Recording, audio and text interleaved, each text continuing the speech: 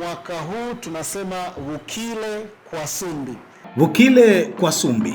Hili ni neno la Kinyakyusa likiwa na maana ya kwamba kumekucha Ziwa Nyasa, ambapo tutashuhudia tamasha la ngoma za asili na utalii la Mpalano Festival, likimaanisha mwalikano kwenye ngoma za asili ndani ya fukwe za Matema wilayani Kyela. Pamoja na kutangaza vivutio vya utalii nyanda za juu kusini, tamasha hili linachangia kwa sehemu kubwa kukuza hadhi ya mchezo wa ngoma za asili za Kinyakyusa.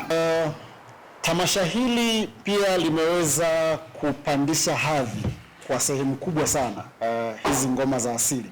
Tunakumbuka kwamba ngoma hizi zilikuwa zinachezwa chini ya miti mikubwa ambayo ilikuwepo kwenye maeneo mengi kwa mujibu wa historia. Lakini sisi kama Mpalano tukaona kuna kila sababu ya kupandisha hadhi ya ngoma hizi. Kwa hiyo zinafanyika kwenye jukwaa kubwa, lakini pia vikundi vya ngoma vinalipwa. Kwa hiyo tunaamini kwamba tumeweza kuchochea mapato kwa vikundi hivi vya ngoma, lakini pia tunaweza kuendelea kuifanya hizi ngoma zikionekana kwenye majukwaa yetu. Mara nyingi pia zimekuwa zikialikwa sana maeneo mbalimbali. Kwa hiyo imepandisha sana heshima na hadhi ya ngoma za asili.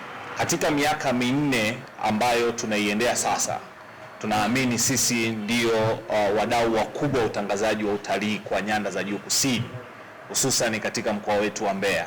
Kwa hiyo haya ni mafanikio yetu makubwa, lakini mwaka jana tumefanikiwa kukusanya watazamaji wengi zaidi kuliko waliotoka nje kuliko wale ambao walikuwa wanafika kipindi cha kwanza, kwa sababu walikuwa ni wazawa tu. Lakini sasa hivi tumechukua wazawa na wageni kutoka mbalimbali. Kama mkurugenzi alipozungumza, tulikuwa na misafara mbalimbali kutoka ndani ya Mbeya pamoja na ndani Tanzania na nje ya Tanzania pia, ambayo ilifika katika fukwe za Ziwa Nyasa kuweza kushuhudia tamasha letu kubwa hili la Mpalano Festival.